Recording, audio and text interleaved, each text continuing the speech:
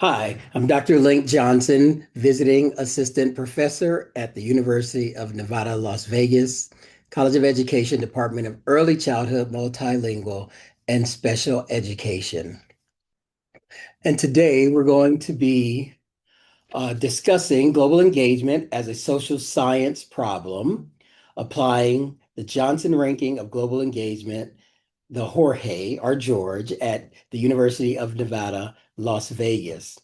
And so what we're going to discuss today, I'm going to go through the introduction of this data-driven institutional diagnostic. We're going to look at the framework for the Johnson ranking of global engagement, which is a globalization scorecard. We're going to talk about applying the ranking of global engagement at the University of Nevada, Las Vegas, and then looking at where UNLV is strong, where we are underdeveloped, and where we should invest our time, efforts, and resources in improving our global engagement. All right, so to begin, we're going to look at how to go from focusing on rankings and reputation and having some kind of global strategy based on that to actually looking at a measurable construct and using institutional data to perform a multidimensional analysis of global engagement, which in reality, what we'll see through the research is that what we're doing can be uneven. It's fragmented, or what we consider loosely coupled systems. So the goal is to bring the systems together in a more closely coupled environment. And basically, what we're doing, the great things that are happening at the University of Nevada, Las Vegas, are largely invisible. And so this creates a rankings miss where there's so much internal variation and an institutional structure that again is loosely coupled so that it misses the mark when we're looking at ranking global engagement.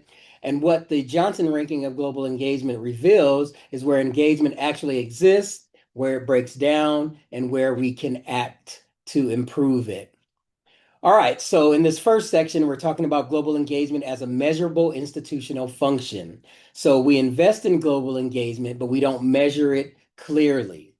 And so that creates an administrative problem, not just at the University of Nevada, Las Vegas, but many universities and colleges around the world are not providing leaders what they need to strategically lead institutions into this kind of global engagement era. And so the Johnson ranking is a decision tool, not a ranking. It's built entirely from institutional data, and it makes the invisible structures, the things that are happening in global engagement on campus, visible and pliable and real to those who it matters, right? So otherwise, what's apparent is evidence of like distributed, unmeasured institutional practice. And so let's look at the framework. So this is a very simplified view of what the framework measures. So it's broken down into four quadrants or domains: sociocultural or social and cultural, business, academic, and governance. And that's based on the rationales and perspectives of globalization from the business scorecard and the academic scorecard, and then revamped into this globalization scorecard, and it's looked at through the lens of Chiang's um, rationales for internationalization of activity, competence, ethos, and process. So this whole thing started as an idea in my dissertation. When I was getting my dissertation, I created what is a global university, right? I created 17 indicators that described what a global university entails. And with those 17 indicators, I put them in the four domains that they belonged in. And then in order to assess that, I looked at what activity, what do we need to do on campus to help with these areas? Competence, what do people need to know, right? Ethos, is this stuff built into the personality of the university? And then process, what processes are in place or need to be put in place to help increase the global engagement in these four areas? And so, although the word ranking is in the name. That just gives it a nice, cool name, the Jorge, which I really like. This is a diagnostic grid, not a ranking. You get a score, right? Because it is a scorecard, but it's not a ranking in the sense of how many colleges and universities are focused on rankings methodologies that are basically built on resources and and reputation. So this has a lot less to do with that than actual data and qualitative inquiry that occurs on campus. And so let's look at UNLV specifically. The global engagement at UNLV, there's 1,034 international students, as reported in the pre-assessment that is given out data collection process, 57 partnerships, outbound mobility, meaning opportunities for faculty and staff to engage in the world, 175, visiting scholars, which is the other way, receiving um, visiting scholars, 77. And then the global reach is all already multi-regional, right? It has a brand, it has image recognition, and so that exists around the world. But the issue is the data is fragmented. Some of the data is very hard to get because there's so many colleges within the university and so many departments and so many institutions built in that um, the data is spread wide. There's nobody that is really holistically collecting all the data needed by the Jorge, right? Based on these indicators.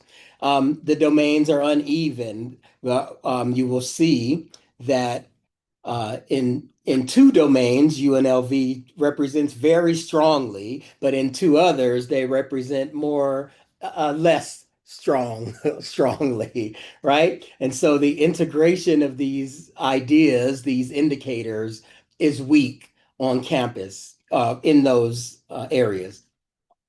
The risk is that decisions will be made according to what already exists and not what could exist. Inefficient investment and resources placed in places where either you don't need it or where the need is greater somewhere else, and then a limited impact on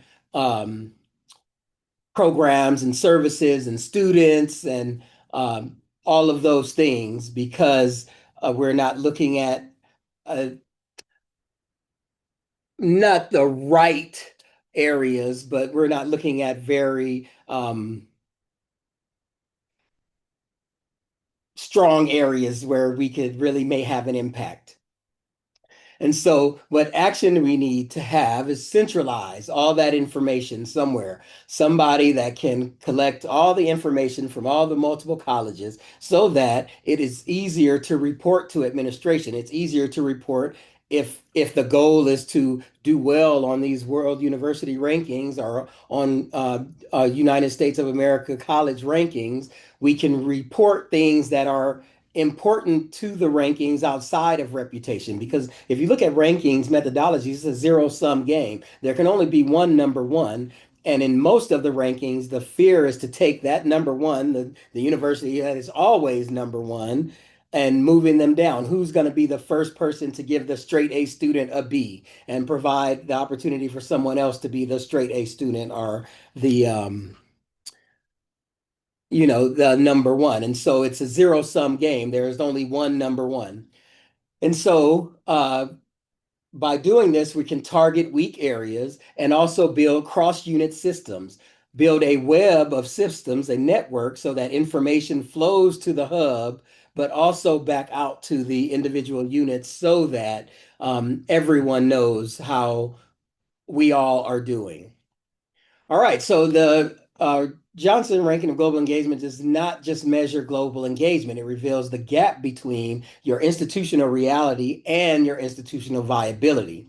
So before you perform this diagnostic, there's this fragmented view that I mentioned before. We're making anecdotal decisions based on just educated guesses, trial and error, right? And we're looking at external rankings to comparatively look at how we engage outside of ourselves. Well, this is more an internal diagnostic, right? It looks at what's going on inside the institution to create improvements from the inside out. And then, of course, it's data driven.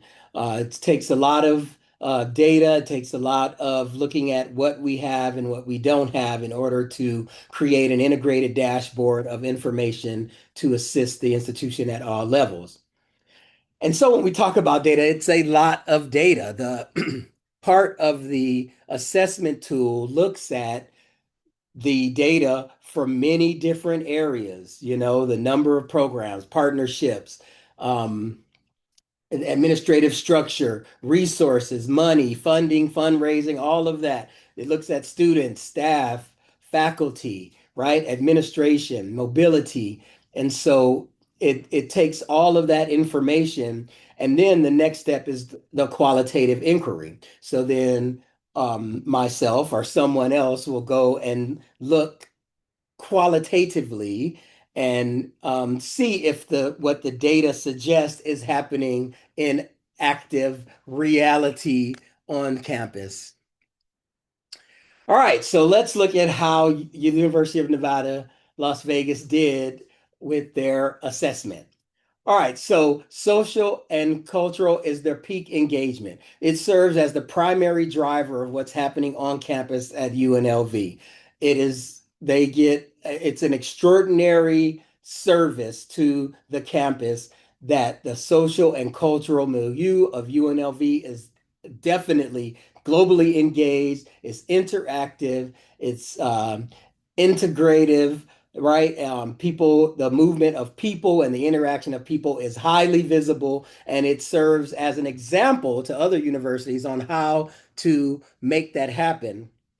And so the next one is economic, which shows substantial impact and high performance, right? The scale is out of 5. So you see social cultural hit 5. That's a perfect score. Economic is just a little under that. It shows, again, substantial impact and high performance. Of course, as with many institutions, there's going to be room for improvement, but that's a great score for economic. Academic is the largest gap. It represents a significant gap. It identifies the most critical area for strategic investment and looking at how, and most of that is dealing with how we manage the data related to academics. Not knowing the number, and I'm going to talk about this in more detail, so I'll go through this really quickly, but not knowing the number of international research collaborations or those sorts of things. It just really hurts that score because those are things that are very important with that score. Who's winning awards, international awards, who is publishing in international journals, who's being cited worldwide. That data is missing, or it's not centrally constructed. And then governance is the score that's about the middle ground. It represents a baseline or room for growth phase in governance. Performance is steady, but not yet high impact. And that has to deal with the political perspective on campus, administrators, rationale, that top-down support and involvement in what is going on, having again, funding and fundraising set in place for these activities, as well as other administrative tasks.